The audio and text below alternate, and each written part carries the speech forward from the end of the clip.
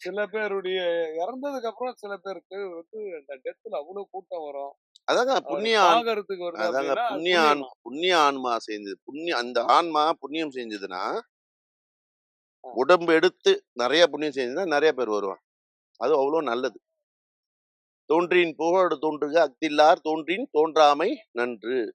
நம்ப ஏன்னா விஜயகாந்த் சமாதில இன்னும் கூட கூட்டமே குறையல. குறையாதுங்க. அவர் பெரிய ஆகர்ஷண சக்தி அது. பிறருக்காக உழைச்சவர் தானே. அவரு ம். என்ன 1008 சொத்தா சேர்த்து வச்சுக்கிறாரு. ம். எதுவும் இல்ல. அதனால வந்து அந்த அந்த நீ வாழும்போது பிறருக்காக நீ வாழ்ந்தா நீ தெய்வமாகலாம். கடவுள் என்பவன் தெய்வமாகலாம்.